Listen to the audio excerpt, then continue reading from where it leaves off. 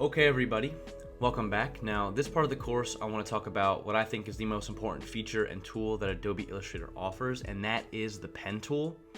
Now, the pen tool is used to create paths and shapes and objects, which can be duplicated and manipulated to create basically any shape or complex object that you can think of. I use the pen tool to pretty much draw, I would say 99% of the things that I create in Adobe Illustrator have all been made with the pen tool. Now, unlike the brush tool and pencil tools, which pretty much just draw pixels onto the image, the pen tool creates a vector path. Now, a vector path is basically just a line that has anchor points within it, which can then be manipulated and changed any way that you want. It's basically just a series of lines. So in this case, this diagram is meant to show you what a vector path is.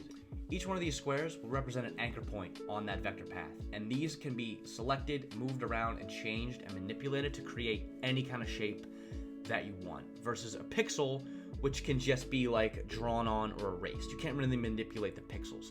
So that's why the pen tool is really cool, because you can draw any kind of line or shape and then go in and really use the direct selection tool to manipulate those points to make the shape very complex and interesting. So with that being said, here's a few things that I've made with the pen tool. Every element within these drawings has been made using the pen tool. So you can see, once you understand how it works and how layering works and how you can layer different objects and shapes on top of each other, you can make some really, really awesome designs. These are some of the logos that I've made over the years for different clients, all using the pen tool. Whether it be a tracing of a drawing that somebody has given me, tracings of drawings that I've done, or just tracings of animals or things found in nature, all of that can be done with the pen tool. So once you learn how to do this, you can start designing logos for yourself and even for other people. Here's a few other examples of some things drawn with the pen tool. Here's a portrait of myself that I basically just traced a photo of myself. And then I hope you know who this is. If you don't, oops. But this "Smoking is Gonna Save Lives Today" design was inspired by my friend Natasha, who wanted a custom, office-themed design for a t-shirt or a poster. So on my plane trip to Israel, I made this for her. If you're into fashion, you can use the pen tool to create what are called technical flats, which are basically just flat drawings of garments that are used and made with the pen tool in Adobe Illustrator, which can then be taken into technical packs. I'm not going to get into the whole process, but basically you would draw it out in Adobe Illustrator with the pen tool, and then it would basically be the first step to getting those things manufactured. So that's another thing you can go in and use the pen tool to create. And I mentioned tracing. So this is the most recent Onwards Bicycle logo, and you can see it's literally just a tracing of the actual bike that I own and ride every day. It's a tracing of a photo made with the pen tool. You can see how detailed you can get with it, and you can really create some awesome things. Again, some more tracing. This is a drawing I did maybe 4 years ago, I would say 3 years ago. I had a sketchbook. I was listening to an Outkast album, the AT Aliens album, and I thought this is my own little AT alien, my own little alien guy. His name is Mr. Pickles. And I drew him out, and then maybe a year later I found it and was like, this would be a really cool, t-shirt or sticker design, or honestly, put it on anything. So I brought it into the computer, traced it with the pen tool, and here it is. Now it's its own vectorized image. I could take this and do whatever I want with it. Make stickers, put it on skateboards, t-shirts, you name it.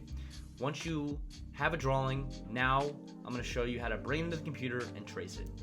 That being said, you saw this image a few slides ago. This is a drawing done by my friend Justin of a potential logo he wanted for his glass blowing company. Now, Justin's very creative. He can draw, as you can see, but he doesn't have the knowledge or skills to bring those drawings into the computer and vectorize them, digitize them, and create what I have created here. So if you're someone who can potentially see yourself designing logos for other people in the future after you learn these skills, this is a perfect example where somebody sends you an idea, and then now you have the knowledge to bring it into the computer and trace it and make it an actual real-life, tangible design drawing for that person to then use and then put on whatever they want. So that's really cool. Now, as time goes on, You're going to get better. You're going to improve. I don't want you to look at my stuff and be like, oh, wow, Eric's so good and talented. Like, I'm never going to get that way. Don't ever think like that. As time goes on, you get better. That's just, you can apply that to anything in life. And I don't want my, quote, skills to prevent you and hinder you, because I was where you were at one point. This is one of the first drawings I ever did back in 2015. You can see the lack of sophistication, the inattention to detail. You can see, like, up in here, there's spacing in between his ear and his hair, and you can see the pink behind it, and you can see the background behind the, you know, the shoulder and the neckline, and the shoes are weird, and it's very crude. Versus years later, when I came back and redid it, he lost a little bit of weight, he got taller, he got some new kicks, his hair started to come back. You know, as time goes on and you practice with these tools, you're going to figure out new ways and better ways to execute it. Because let's face it, graphic design, it's just creative problem solving. You have an idea, you have a vision. How can I use my graphic design skills and knowledge to then bring that into the computer and hash it out and create it and manipulate it and change it and flip it and make it its own actual tangible, in this case, design?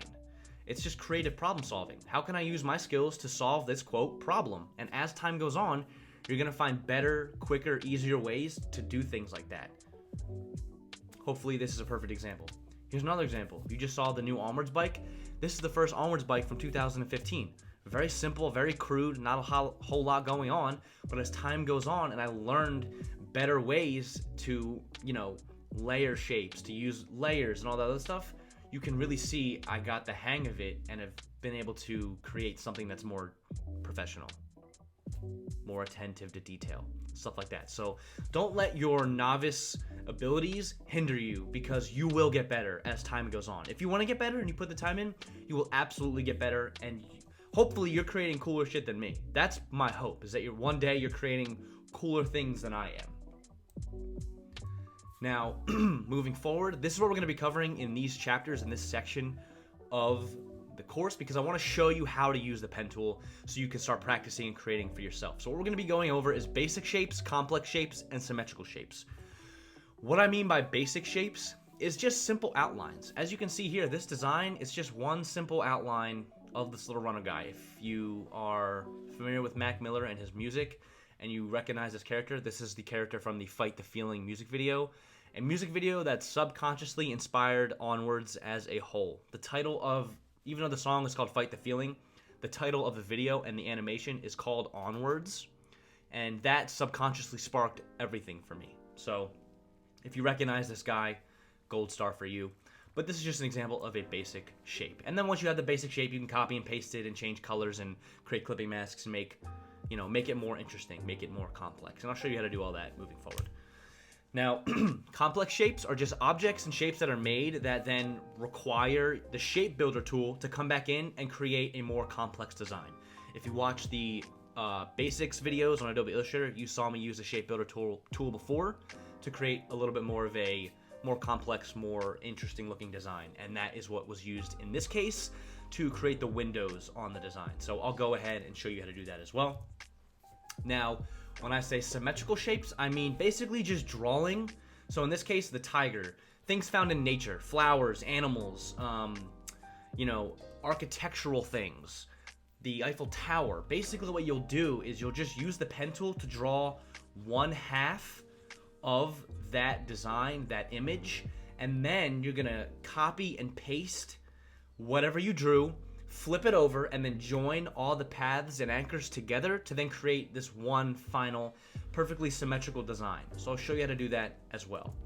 Now again, we're gonna cover basic shapes, complex shapes, and symmetrical shapes. And what I've done is I've provided downloadable PDFs or downloadable files for you to then download onto your desktop, open up in Adobe Illustrator, and then actually practice tracing them. So those will be provided. Now, with all that being said, let's get into it. I'll see you in the next video, where we're going to be tracing with the pen tool.